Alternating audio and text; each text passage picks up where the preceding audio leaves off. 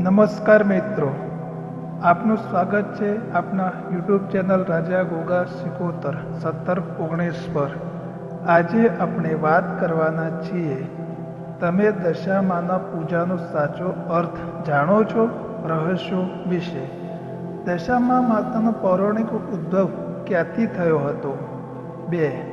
દશામા પૂજાની પરંપરા કેટલા વર્ષ જૂની છે? 3. લક્ષ્મણ રાણાવટીએ શાપ શા માટે મળ્યો હતો? 4. દશામા પૂજાની શરૂઆત શાથી થવી જોઈએ? 5. દશામાના ગરબા કયા વખતે થાય છે અને કેવી રીતે થાય છે? 6. દશામાના વ્રતના મુખ્ય નિયમો શું છે? 7. સાચા ભક્તોના જીવનમાં દશામા માતા કેવી રીતે સહાય કરે છે? 8. આધુનિક યુવાઓ દશામાની પૂજાથી શું શીખવું જોઈએ?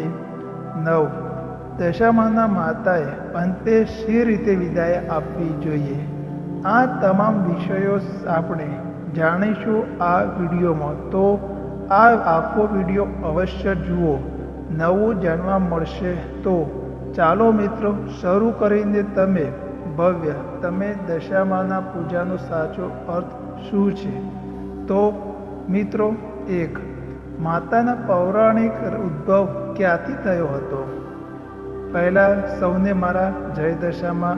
મિત્રો, આપનું હાર્દિક સ્વાગત છે આપના મનપસંદ ચેનલમાં, અને વાત કરીશું દેવી વિશે, જે હંમેશા ભક્તોના દુઃખ દૂર કરે છે, જેના માત્ર નામથી દુઃખ હરી દુર્ભાગ્ય હટી જાય છે।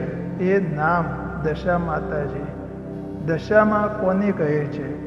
દશામા નામ એટલું પાવન છે કે માતાના ભક્તો દરેક વર્ષ શ્રદ્ધાપૂર્વક 10 દિવસની પૂજા કરે છે। દશામા એટલે 10 દિવસ। દશામા પૂજા 10 દિવસ માટે કરવામાં આવે છે, એટલે તેમને દશામા માતા તરીકે ઓળખવામાં આવે છે।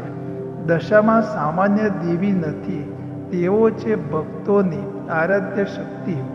માતાજીના વસવાટ મુખ્યત્વે ગુજરાત, રાજસ્થાન અને મધ્યપ્રદેશના અનેક ગામોમાં જોવા મળે છે, અને ખાસ કરીને ગુજરાતના ગ્રામ્ય વિસ્તારોમાં દશામા અત્યંત વિશિષ્ટ સ્થાન છે। દશામાનું સ્વરૂપ શું છે? માતાજીનો વેશ વાઘણીના સવાર ઉપર બેસેલો હોય છે, અને એમના હાથમાં શસ્ત્ર હોય છે, જે પાપનો નાશ કરે છે અને ભક્તોનું રક્ષણ કરે છે। માતાજીના હાથ માથા પર મુક્તાના મોર મોકરું અને સુંદર ભવ્ય તાજ હોય છે। તેમનો એક હાથ આશીર્વાદ મુદ્રામાં હોય છે, જે દર્શાવે છે, ડરશો નહીં, હું છું તમારા રક્ષણ માટે। દશામાના અન્ય નામો। દશા માતાજીના લોકભાષામાં ઘણા જુદા જુદા નામોથી ઓળખવામાં આવે છે। દશામાની દેવીઓ, 10 શક્તિ, દશરૂકી, દશામા કાળકા। દશમા માતાએ નવદુર્ગાએ એક શક્તિરૂપ માનવામાં આવે છે। તેઓમાં 10 શક્તિઓનો સમન્વય છે, એટલે કે તે વિવિધ રૂપોમાં ભક્તોને કૃપા આપે છે। દશામાની પૂજા માત્ર સાધારણ વિધિ નથી, એ છે એક આધ્યાત્મિક જોડાણ, એક એવી શક્તિ જે ભક્તને સંકટમાંથી બહાર કાઢે છે। દર વર્ષ શ્રાવણ માસમાં, ભાદરવો કે ચૈત્રમાં લોકો ઘરમાં દશામાના સ્થાપન કરે છે, તેમને મઢાવવામાં આવે છે, એટલે કે ધાગા, નારિયેળ, ખીરપટ્ટો, લોટાના પૂજનથી તેમને સંબોધવામાં આવે છે। 10 દિવસની શ્રદ્ધા, ભક્તિ અને નિયમથી દશામાને પ્રસન્ન કરવામાં આવે છે। 2. દશામાના પૂજનની પરંપરા કેટલા વર્ષ જૂની છે?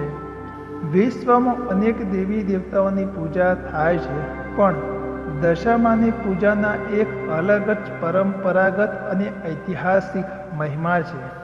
દશામા પૂજાનું મૂળ ક્યાંથી શરૂ થયું છે? મિત્રો, દશામા પૂજાનો ઉદ્ભવ લાખો વર્ષ જૂનો માનવામાં આવે છે। એવું કહેવાય છે કે જ્યારે પૃથ્વી પર પાપ અને દુઃખ વધી ગયા ત્યારે દિવ્યોએ મેલીને એક શક્તિરૂપ ધારણ કરે અને એ રૂપ હતું દશામા માતાજીનું. દશમા પૂજાનો સૌથી પહેલો ઉલ્લેખ લોક પ્રચલિત કથાઓ અને જૂના લોકગીતોમાં જોવા મળે છે. વિશેષ રૂપે દશામા પૂજા એ લોકો માટે એક જાતનો શ્રદ્ધા યજ્ઞ છે, જ્યાં ભક્ત માત્ર માતાને નહીં પણ પોતાના પણ નમાવે છે અને સુધારે છે.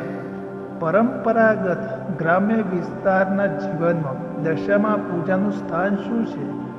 પહેલાંના સમયમાં જ્યારે ગ્રંથ અને શાસ્ત્ર લોકોના ઘરમાં ન હતા, ત્યારે પણ દશામા નામ ઘરમાં પૂજતું હતું. દશામા પૂજા ગામના દરેક ઘરમાં શ્રાવણ, ભાદરવો કે ચૈત્ર માસમાં કરવામાં આવતી. માતાજીની મૂર્તિમાં ઘરમાં સ્થાપીને ભક્તો ઉપવાસ કરે, ધ્યાન કરે, કથા સાંભળે અથવા પૂજા કરે અને પરંપરાગત પેઢી દર પેઢી ચાલતી રહી છે. દશામા ઘરમાં મઢવામાં એક ખાસ વિધાન છે. માવતરિયું ઘરમાં દસમા મૂર્તિ મૂકે છે. 9 વર્ષ સુધી પૂજા થાય છે અને પછી આખા પરિવારના મોખરાઓ ભેગા મળી અંતિમ પૂજન એટલે કે વિસર્જન કરે છે. દશામાના પૂજાના ખાસ 3 ઐતિહાસિક પાસાઓ છે. 1. શક્તિ પૂજાનું લોકરૂપ. દશામા દુર્ગાનું લોકપ્રિય અને મૃદુ રૂપ માનવામાં આવે છે. શક્તિની ભક્તિ ત્યારે લોકોના જીવનમાં પ્રવેશી જાય તેમને શિક્ષણ નહોતું, પણ શ્રદ્ધા હતી. દશામા શ્રદ્ધાનું શક્તિ સ્વરૂપ છે. 2. સામૂહિક ઉપવાસ અને એકતાનું પ્રતીક. દશામા પૂજામાં એક જ સમાજમાં અનેક લોકો ઉપવાસ કરે છે. ઘરના બાળકો પણ પૂજામાં ભાગ લે છે અને આ રીતે દશામા પૂજા ઘરમાં એકતાને કેન્દ્ર બની જાય છે. 3. રક્ષણદાયી શક્તિના રૂપમાં પૂજા. દશામા માતાએ ખાસ કરીને દુઃખ, બીમારી, સંકટ ટાળવા માટે પૂજા કરવામાં આવે છે. માતાજીની કૃપાથી ઘરમાં શાંતિ અને આરોગ્ય સ્થિર થાય છે, એવો લોકવિશ્વાસ છે. દશામા પૂજાની લોકકથાઓના સ્થાન. દશામા માતાજીના સૌથી જાણીતી લોકકથા છે લક્ષ્મણ અને રાણાવટીની, જેમાં માતા દશામા લક્ષ્મણને શાપ આપે છે, પણ જ્યારે રાણાવટી શ્રદ્ધા અને ભક્તિથી માતાજીના ઉપવાસ કરે છે ત્યારે દશામા પ્રસન્ન થાય છે અને સમગ્ર પરિવારમાં આનંદ અને સુખ પાછું આપે છે. આ કથા એ શીખવે છે કે શ્રદ્ધા અને નિયમથી કોઈ પણ શાપને આશીર્વાદમાં બદલી શકાય છે. દશામાની પૂજા ભક્તિ પ્લસ નિયમ પ્લસ સમર્પણ. દશામા પૂજા માત્ર ધર્મ કે લોક પ્રથા નથી, એ છે જીવંત જ્ઞાન, સામૂહિક ભક્તિ અને આત્મા સાથેનો જોડાણનો માર્ગ. દશામા માતાજીના આરાધ્ય માટે મન, વાણી અને કર્મથી પોતાને શ્રદ્ધાપૂર્વક સમર્પિત કરવો. તો મિત્રો, દશામાના પૂજાના ઐતિહાસિક અને આધ્યાત્મિક મહત્વ એ સાબિત કરે છે કે આ પૂજા માત્ર વિધિ નથી, એ છે ભક્તિ અને આધ્યાત્મિક ઉન્નતિનું એક પવિત્ર માર્ગ. 3. લક્ષ્મણ અને રાણાવટીને શાપ શા માટે મળ્યો હતો? મિત્રો, આજે આપણે સાંભળવા જઈ રહ્યા છે એક એવી કથા જેમાં ભક્તિ છે, શ્રદ્ધા છે, શાપ છે, પણ આશીર્વાદ પણ આ કથામાં છે. લક્ષ્મણ અને રાણાવટીની કથા જે દશામાના પૂજનના પીઠભૂમિ પર સૌથી વધુ શ્રદ્ધાપૂર્વક સંભળાવતી લોકકથા છે. કથાની શરૂઆત લક્ષ્મણ અને રાણાવટીનું ઘર. એક ગામમાં લક્ષ્મણ નામનો વેપારી રહેતો હતો. તે ખૂબ જ ધનવાન હતો. ઘરમાં દાસી દાસ, ગાંડા ઘોડા, સોનાના વાસણ બધું જ હતું. એક વસ્તુ નહોતી, માતા દશામા માટે શ્રદ્ધા. એના ઘરમાં પત્ની રાણીવટા હતી, ખૂબ સુંદર, વિવેકશીલ અને શ્રદ્ધાળુ સ્ત્રી. રોજ સવારે ઉઠી દશામાના ધૂપ દીવો અને કથા કરે. પણ લક્ષ્મણ એની આ ભક્તિની ઠઠ્ઠા મશ્કરી ઉડાડતો લક્ષ્મણ સંવાદમાં કહે છે, આ દશામાં કોણ છે? મૂર્તિને ભોજન રાખશો, ધાગો પહેરશો, શું લાભ થવાનો છે? રાણાવટી સંયમથી જવાબ આપતી, માતાજીની શ્રદ્ધાની છે. જેને શ્રદ્ધા છે તેને આશીર્વાદ મળશે. એકવાર રાણાવટી પુત્ર પ્રાપ્તિની આશાએથી દશામાનું પૂજનનું મઢું ધરાવવાનું નક્કી કરે છે. માતાજીનું મઢું ઘરમાં લાવવામાં આવે છે.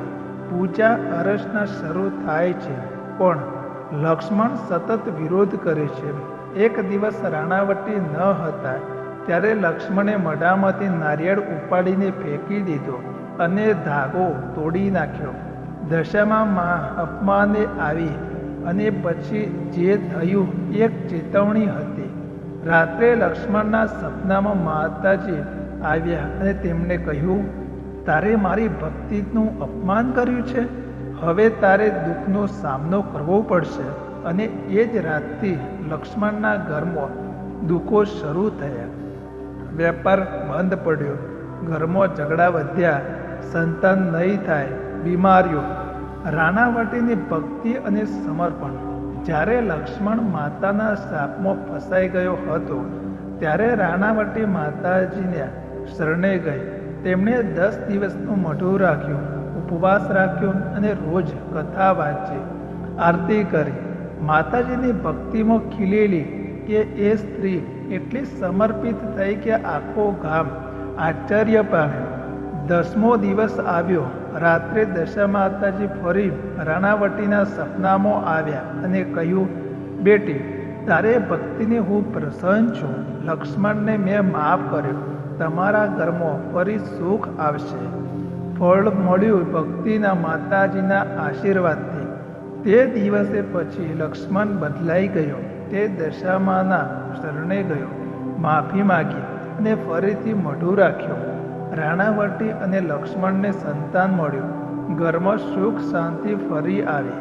ગામના લોકો પણ આ કથાથી ભાવિત થઈ દશામામાં પૂજામાં જોડાય. કથાનો સાર શું શીખવા મળે છે? શ્રદ્ધા રાખો, કેમ કે શ્રદ્ધા વગર શક્તિ ન મળે. ભક્તિ અને ભ્રમ વચ્ચે ભેદ છે. ભક્તિ અને માનસિક શક્તિ છે. પૂજામાં સાચો પ્રેમ, નિયમ અને વિશ્વાસ જરૂરી છે. દશામાની ક્ષમાશીલ છે પણ અપમાન નહીં સહે. મિત્રો, દશામાના પૂજાના આ લોકકથા માત્ર વાર્તા નથી, એ છે જીવનમાં ભક્તિને કઈ રીતે અંધકાર દૂર થાય છે એની જીવંત દસ્તાવેજ. રાણાવટી જેવી ભક્તિ અને લક્ષ્મણ જેવી ભૂલ આપણે જીવનમાં જો સમજીએ તો દશામાની કૃપા સુખ અને શાંતિના રૂપમાં મળે છે. 4. દશામાના પૂજાની શરૂઆત શાથી થવી જોઈએ? મિત્રો, આજે આપણે જાણીશું કે દશા માતાજીની પૂજાની સંપૂર્ણ વિધિ. દશામાં પૂજા માત્ર રિવાજ નથી, એ તો આત્માને ધોઈને દેવી તત્વને જોડાવાનો એક પવિત્ર યજ્ઞ છે. પૂજા શરૂ કરતા પહેલાંની તૈયારીઓ. પૂજાની તૈયારી માટે આ વસ્તુઓ રાખવી જરૂરી છે. માતાજીની મૂર્તિ અથવા ફોટો, લોટો જેમને પાણી ભરેલું હોય, નારિયેળ, ધાગો, પનરંગો કે લાલ રંગનો ધાગો, 10 કટોરીમાં પૂજનની સામગ્રી, ધૂપ, દીવો, કંકુ, હળદર, ચોખા, ફૂલ, ભોગ, નારિયેળ, કપાસ અને માતાજીની આરતી માટેનું પાત્ર. મીઠાઈમાં ખીર ભોગ માટે, કપડાં જે પાટો કહેવાય, પાટા પર મૂકેલું મઢું. આ પૂજા શાંતિ અને શ્રદ્ધા સૌથી મોટું સાધન છે. જ્યાં માતાજી હોય ત્યાં સંગઠન અને પવિત્રતા હોવી જોઈએ. પૂજાના વિધિ પગલાવાર. પહેલું પગલું, આસન લઈને અને સંકલ્પ કરવો. શુદ્ધ મનથી બેઠા રહી માતાજી સામે દીવો સળગાવીને કહો, હે માતાજી, હું આજે તમારું મઢું ધારીને તમારા શરણોમાં ભક્તિપૂર્વક પૂજા કરું છું. કૃપા કરી મને સહનશક્તિ, શાંતિ અને સમૃદ્ધિ આપો. બીજું પગલું, મૂર્તિની સ્થાપના. માતાજીની મૂર્તિના પાટિયા ઉપર ગોપીચંદથી ચોક ગાળીને સ્થાપિત કરો. પછી પાટિયા પાસે લોટો મૂકો અને તેમાં પાણી અને કાપડ સાથે નારિયેળ મૂકવો.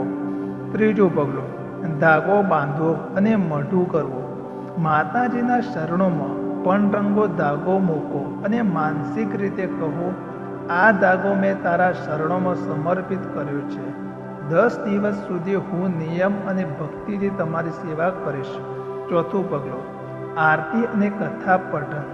દરરોજ સવારે અને સાંજે આરતી કરો, કથા વાંચો અથવા સાંભળો, અથવા જે લક્ષ્મણ અને રાધા માટેની કથાઓ, ધૂપ, દીવો અને ભોગ આપો. 10 દિવસના નિયમો, જે દશામાના ઉપવાસના નિયમો. પહેલો, મઢું કર્યા પછી 10 દિવસ સુધી પવિત્ર રહેવું. 2, લક્ષ્મણ, માછી, ડુંગળી, મસાલેદાર ભોજન ટાળવું. 3, મઢેલા લોટાને હલાવવો નહીં. 4, રોજ આરતી સવાર અને સાંજે કરવી. 5, કોઈ જ ઋણ કે વાદ વિવાદ ન કરવો. 6, શારીરિક શુદ્ધિ અને ઘર શુદ્ધિ જાળવી રાખવી. 7, શ્રી દશામાના નામ લઈને સેવા કરવી. 8, ખીર, લાપસી કે ફાડા વગેરે શાકાહારી ભોજન બનાવવું. 9, 10મા દિવસ વિશે પૂજા કરવી. 10, ભક્તિભાવ અને શ્રદ્ધાથી નિયમ પાલન કરવું. જે ભક્ત દશામાના નિયમોને સાચી રીતે પાળે છે તે માતાજી દરેકની મનોકામના પૂર્ણ કરે છે. 10મો દિવસ, મઢું તોડવાનું વિધાન. 10મા પૂજાનો અંતિમ દિવસ એટલે 10મો દિવસ વિશેષ મહત્વ ધરાવે છે. તે દિવસે ખીર અથવા લાપસીનો ભોગ સાથે આરતી કરવી. મઢેલા લોટા પરથી ધાગો કાઢવો. ધાગો મસ્તક પર ફેરવીને માતાજીને નમન કરી બહાર છોડવો. લોટાને કોઈ વૃક્ષ પાસે અથવા નીરની જગ્યા પર વિસર્જિત કરવો. ધાગો મહિલાઓને ચહેરા પર ફેરવીને સ્નાન કરવું. એ દિવસ ભક્ત માટે ત્યાગ, આભારીનતા અને તૃપ્તિનો દિવસ હોય છે. પૂજાનો શ્રેષ્ઠ સમય શ્રાવણ માસ, ભાદરવો માસ, ચૈત્ર નવરાત્રિ અને વિશેષ પર્વ સોમવાર અને શુક્રવાર. દશામાના પૂજા એ માત્ર ધાર્મિક વિધિ નથી, એ છે જીવનનું તત્વજ્ઞાન, અહંકારનો ત્યાગ, શાંતિ અને સત્યનો સ્વીકાર. એ જ છે દશામાની ભક્તિ.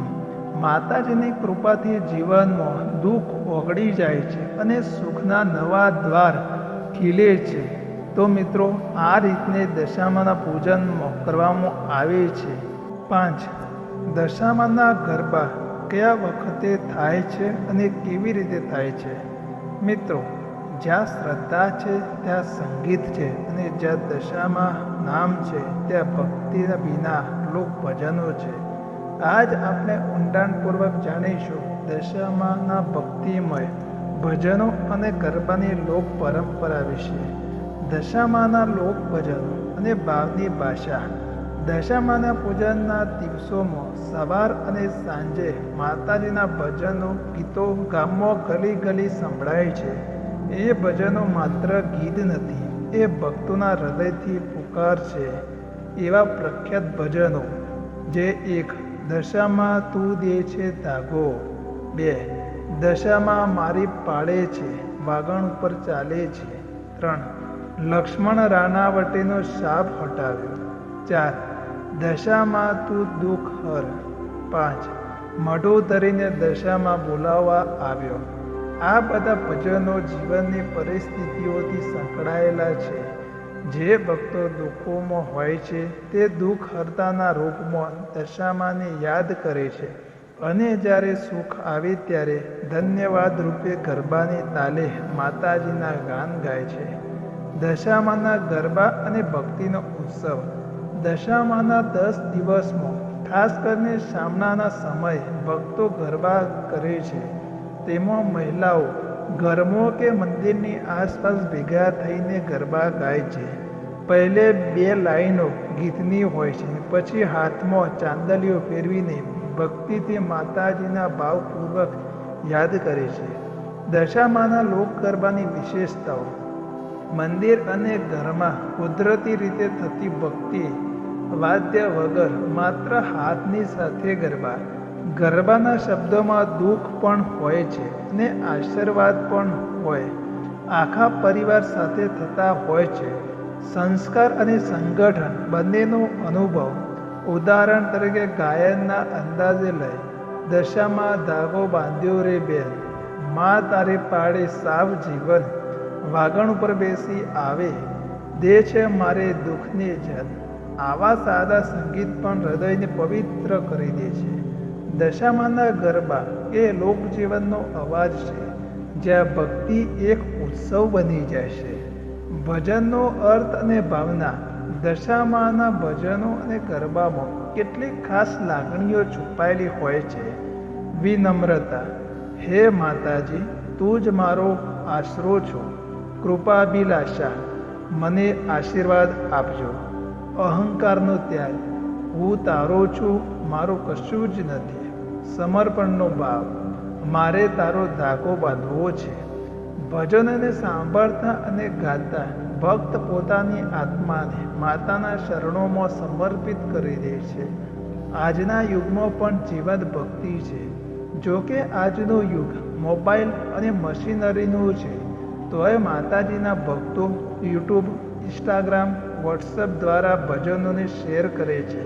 કેટલાક લોક ભજનો આજે પણ યુવા પેઢી દ્વારા નવી લયમાં ગવાય છે, પણ ભાવ તો જૂનો એ જ છે, શ્રદ્ધા અને સ્નેહ. મિત્રો, ભજન અને ગરબાથી ભાવ ઊભો થાય છે, અને જ્યાં ભાવ છે ત્યાં માતાજી અવશ્ય છે. દશામાં ભક્તિ ગીતો અને આપણી સાંસ્કૃતિક વારસો છે, જેને જીવંત રાખવું એ આપણું કર્તવ્ય છે. દશામાના મુખ્ય નિયમો શું છે? મિત્રો, આપણે અત્યાર સુધી દશામાના પૂજા, મહાત્માઓ, કથાઓ અને ભજનો જાણ્યા. આપણે સમજીશું દશામાના ઉપવાસ શું છે અને એનું મહત્વ શું છે, અને કેવી રીતે નિયમો પાળીએ તો માતાજીની કૃપા પ્રાપ્ત કરી શકાય. દશામાના ઉપવાસ. દશામાનો ઉપવાસ એટલે માત્ર ભૂખ્યા રહેવાનું નહીં, એ છે મન, વાણી અને ક્રિયા દ્વારા શુદ્ધ રહેવાનો સંકલ્પ. દશામાં માતાજીના પૂજા દરમિયાન 10 દિવસ માટે ઉપવાસ રાખવામાં આવે છે. આ ઉપવાસ એ સમયે રાખવામાં આવે છે જ્યારે માતાજીનું મઢું ઘરમાં સ્થાપવામાં આવે છે. જે ઘરમાં માતાજીનું મઢું હોય ત્યાં ભાવ, ભક્તિ અને નિયમનું વિશેષ સ્થાન હોય છે. દશામાના ઉપવાસના મુખ્ય નિયમો. 1. પવિત્રતા જાળવવી. દેહ અને મન બંને શુદ્ધ રાખવા. રોજ સ્નાન અને સ્વચ્છ કપડાં પહેરવા. 2. શાકાહારી ભોજન. 10 દિવસ સુધી લસણ, ડુંગળી, માછી, માખણ કે બાહ્ય ભોજન નહીં લેવું. ઘરમાં બનાવેલું પૌષ્ટિક અને સાદું ભોજન લેવું. 3. મઢેલા લોટા અને નારિયેળ હલાવવું નહીં. મઢો પૂજાના અંતિમ દિવસ સુધી તેમની સ્થિરતા જાળવવી એ જ શ્રદ્ધાનો ગુણ છે. 4. દિનચર્યામાં નિયમ. દરરોજ સવારે અને સાંજે પૂજા કરવી, દીવો સળગાવવો, કથા વાંચવી અને આરતી ગાવી. 5. મૌન અને વિવાદથી દૂર રહેવું. ઉપવાસ દરમિયાન ખોટી બોલચાલ, રોષ અને વિવાદ ટાળવો અને મનને પણ શાંત રાખવું. 6. બ્રહ્મચર્યનું પાલન. દંપતીઓ માટે આ સમય શુદ્ધ અને ઉપવાસનો હોવાથી એકાંત, શારીરિક નજીકતાથી દૂર રહેવું. 7. સાંસ્કૃતિક પવિત્રતા. ફિલ્મો, ટીવી શો અને બિનજરૂરી સોશિયલ મીડિયાથી દૂર રહીને ભક્તિમાં મન લગાવવું. 8. સંતાનોને પણ સહભાગી થવું. ઘરમાં બાળકોને પણ દશામાના પૂજનમાં જોડાવા દેવું. એમને ભજન કે દીવો બત્તી કરવાની જવાબદારી આપવી. 9. ચોરી, દુર્વ્યવહાર, બાકીના વ્યવહાર ટાળવા. આ સમય એ આત્મવિચાર અને શાંતિનો સમય છે. લોભ અને ક્રોધથી દૂર રહેવું. 10. અંતિમ દિવસે વિસર્જન સમયે તાળમેળ. 10મા દિવસે પૂજાના વિવિધતમ સમાપન કરવો, ધાગો ઉતારવો, આરતી કરવી અને ભક્તિપૂર્વક વિસર્જન કરવું. આધ્યાત્મિક દ્રષ્ટિકોણથી દશામાના ઉપવાસનું મહત્વ. દશામાં ઉપવાસ આપણને સ્નાન કરાવતો નથી, એ આપણને અંદરથી ધોઈને શુદ્ધ બનાવે છે, અર્થાત માતાજીના નિકટ રહેવું. જ્યારે આપણે દિવસભર ભક્તિના માન સપટમાં આગળ લાવીએ ત્યારે આપણું મન પવિત્ર થાય છે, ઉર્જા વધે છે અને મા દશામાનો આશીર્વાદ જીવનમાં પ્રવાહિત થાય છે. 10મા ઉપવાસ તીર્થની યાત્રા જેટલી તાકાત. આરોગ્ય સુધરે, મન શાંતિ મળે, ઘરમાં આનંદ અને સમૃદ્ધિ રહે, સંતાનનો સંસ્કાર આવે, કષ્ટોનું નિવારણ થાય. માતાજી કહે છે, જે ભક્ત મારો ધાગો પહેરે, નિયમ રાખે અને ભક્તિ કરે એના ઘરમાં હું મતત્વથી વાસ લઉં છું. મિત્રો, 10મા ઉપવાસમાં માત્ર એક ધાર્મિક વિધિ નથી, એ છે જીવનને પવિત્ર બનાવવાનો પાવન પ્રસંગ. જ્યાં નિયમ છે ત્યાં મા છે અને જ્યાં શ્રદ્ધા છે ત્યાં કૃપા છે. 7. સાચા ભક્તોના જીવનમાં દશામાં કેવી રીતે સહાય કરે છે? મિત્રો, દુનિયામાં શંકા કરનારા ઘણી વાર પૂછી બેઠે છે કે દેવીઓ એવા કંઈ કરે છે? પણ જે ભક્ત હોય એને પૂછવું નહીં પડતું, એમને તો માત્ર લાગણીઓ થાય છે. દશામાના છે અને આજુબાજુ જ છે. આપણે સાંભળ્યું હશે કે એવા જીવન પ્રસંગો જ્યાં દશામાં કૃપા અને ચમત્કાર ભક્તોને જીવંત અને અનુભવ થયો છે. પ્રસંગ 1. બાળકને મૃત્યુના મુખમાંથી બચાવ્યું. એક ગામમાં સૌની પરિવાર રહેતો હતો. ઘરમાં માતાજીનું મઢું હતું અને પૂજા નિયમિત ચાલતી. એક વખત તેમને 5 વર્ષની બાળક ઝેરી વસ્તુ ખાઈ ગયો. ડૉક્ટર તો ખંખેરી ગયા, પણ પરિવારમાં દબરકો થઈ નહીં. રાત્રે માતાજીની આરતી કરી અને ધાગો બાળકના માથા પર ફેરવ્યો અને બાળક ઉઠીને બેઠું, જાણે કશું થયું જ ન હોય. ડૉક્ટરે કહ્યું, અમે તો રહી ગયા હતા, પણ તમને કશું જ નથી થયું. પિતાજીએ જવાબ આપ્યો, અમે રહી ગયા નથી, દશામાને ઊભા રહી ગયા હતા. પ્રસંગ 2. વિસર્જનના સમયે ધાગો તૂટી ગયો અને બીમારી ગયા. રાજકોટના નજીકમાં એક ગામમાં એક સ્ત્રી દશામાના ઉપવાસ કરતા પહેલા સતત બીમારી રહેતી હતી. એમના શરીરે કુદરતી રોગ લાગેલો હતો. ડૉક્ટર અને દીર્ઘકાલ માટે દવા આપવા કહેતા. તે વખતે તેણે દશામાના ઉપવાસ કર્યા, મઢું કર્યું, કથા સાંભળી. 10મા દિવસે જ્યારે ધાગો તૂટ્યો એ જ ક્ષણે એને ખાંસી, તાવ બધું ઉતરી ગયો. એમને એવું જ લાગ્યું કે મારો શાપ તૂટી ગયો અને એ દશા માતાજીના મારા દુઃખ લઈ લીધા. પ્રસંગ 3. ધંધામાં નુકસાન માતાજીના ધાગાથી ઉભરાયું. સુરતના વેપારી એક ભાઈ સંજયભાઈનો ધંધો એક સમય જેટલો બેકાર થઈ ગયો હતો કે પૈસા પૂરા પણ ન હતા. ત્યારે એક મિત્રએ કહ્યું, દશામાના પૂજા કર, ધાગો બાંધ. સંજયભાઈએ 10 દિવસ ઉપવાસ કર્યા. 10મા દિવસે મંદિરમાં જઈને ધાગો બાંધ્યો અને કહેવાય છે કે એમના જીવનમાં અચાનક નવા ઓર્ડર, નવા ક્લાયન્ટ્સ અને નવો ઉત્સાહ આવી ગયો. માફ કરો ભાઈ, ધંધો મેં નહીં ઉછેર્યો, માતાજીએ ઉછેર્યો છે. પ્રસંગ 4. સંતાન વિના દંપતીને માતાજીનું આશીર્વાદ. સૌરાષ્ટ્રની એક દંપતી 8 વર્ષ સુધી સંતાન વિનાની દુઃખમાં જીવી રહ્યા હતા. કેટલાક મંદિરો ભટકી ગયા, પણ ત્યાંથી પાછા આવ્યા અને અંતે એક વૃદ્ધે કહ્યું, ઘરમાં દશામાનું મઢું કરો, નિયમથી કરો. તેઓ શ્રદ્ધા અને સમર્પણથી 10 દિવસ ઉપવાસ કર્યા, દરરોજ આરતી કરી, કથા સાંભળી અને 6 મહિના પછી સ્ત્રીને માતૃત્વનો અનુભવ કર્યો. આજે પણ તેઓ પોતાના બાળક દશા કહીને બોલાવે છે. દશામાની શક્તિ શું છે? દશા માતાજીના શક્તિ એ અદૃશ્ય છે, પણ અનુભવી શકે તેવી છે. તમે માફી માગો, શ્રદ્ધા રાખો અને શાંતિથી પોતાની ભૂલોનો સ્વીકાર કરો તો મા બધું જ માફ કરે છે, બધું સુધારી દે છે. મિત્રો, જો તમારે પણ કોઈ ચમત્કારિક અનુભવ થયો હોય કે દશામાના તમને કઈ રીતે રક્ષણ આપ્યું હોય તો નીચે કોમેન્ટમાં લખો. તમારો અનુભવ પણ બીજાની આશાનો દીવા જેવી અસર કરી શકે છે. દશામાના કંઈક માગવું પડે એવું નથી. માત્ર ભક્તિ, શ્રદ્ધા અને સત્યનું પાલન કરો. માતાજી પોતે જ બધું આપે છે. 8. આધુનિક યુવાઓને પૂજાઓમાં અને દશામાની પૂજાથી શું શીખવું જોઈએ?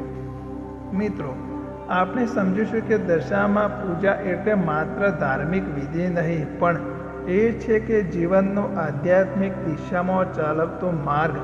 દશામાના માતાજીના ધાગા પાછળ એક ઊંડો સંદેશ છુપાયેલો છે, જેને અદ્યતમ એટલે શું?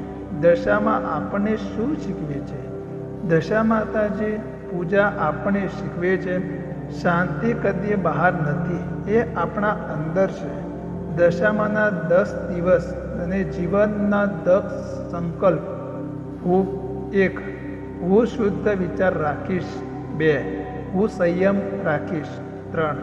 હું ક્રોધ ટાળીશ. 4. હું ક્ષમા રહી શીખીશ. 5. હું સત્કર્મ કરીશ. 6. હું ભક્તિથી જીવીશ. 7. હું ધમંડ નહીં છોડીશ. 8. હું વિનમ્ર રહીશ. 9. હું અન્યના દુઃખ સમજીશ. અને 10. હું દરેક દિવસને પૂજા સમાન માનીશ. દશામાં માતાજીના ધાગો એ યાદ અપાવે છે કે આ જીવન એક તણું છે અને શ્રદ્ધાથી જ એ તણું મજબૂત બની શકે છે. આજના યુગમાં દશામાનો મહિમા શું છે? આજના સમયમાં બધું ઝડપથી બદલાય છે. મનુષ્ય એ યંત્ર જેવી જિંદગી જીવી છે. આવા સમયમાં દશામાના પૂજા આપણને શું આપે છે? મૂળ 3 આધ્યાત્મિક લાભ. 1. મનને શાંતિ. દરરોજ દીવો, આરતી અને મૌનથી માનસિક શાંતિ મળે છે. 2. આત્મચિંતન. કથા અને ઉપવાસ એ આત્માને શુદ્ધ બનાવે છે. એ ભૂલોની ક્ષમા માગણી એ સાહસ છે. 3. પ્રેમ અને એકતા. ઘરના દરેક સભ્ય એક સાથે પૂજા કરે છે, ભજન કરે, એ જ સાચી ધર્મ પરંપરા છે. દશામાના પૂજાના નિષ્ઠા છે, પણ અંધવિશ્વાસ નથી. જ્યાં શ્રદ્ધા અને નિયમ હોય ત્યાં માતાજીનું ભવન પવિત્ર બની જાય છે. આધુનિક યુગ માટે દશામાના પૂજાના સંદેશો. 1. જેટલું જોઈશું તેટલું જ નહીં મળે, પણ ભક્તિથી જે આવે એ હંમેશા સાચું જ હશે. મૌન રહેવું. 2. મૌન રહેવું એ ગુસ્સાને હરાવવાનો ઉપાય છે. 3. માતાજીના દશામાં દુઃખ હરે છે, પણ પહેલાં આપણને દુઃખને મૂળ સમજવું પડશે. 4. ધમંડ તોડો, શ્રદ્ધા બનાવો, એ જ મા તરફનો સત્ય માર્ગ. 5. દશામાં પૂજા એ ઘરની અંદર કે એક મંદિર ઊભું કરવી. દશામાના પૂજન એટલું જ નથી કે 10 દિવસ પૂજા કરી અને ધાગો ઉતારી નાખ્યો. એ દશામાં પૂજા એ છે કે આજે હું મારા દુઃખને માતાજીના શરણોમાં મૂકું છું અને નવા જીવન માટે શક્તિ માગું છું. મિત્રો, આપણે દશા માતાજીના સાચા હૃદયથી યાદ કરીએ તો ભગવાનને પામવું મુશ્કેલ નથી.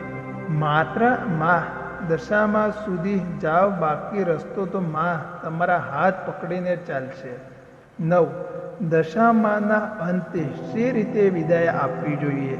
મિત્રો, આપણે દશામાની પૂજાના આ પવિત્ર યાત્રા પસાર કર્યા, જેમાં કથા સાંભળી, પૂજા કરી, ભજનો, ગરબા ગાયા, ઉપવાસ નિયમો શીખ્યા અને માતાજીના ચમત્કાર માણ્યા.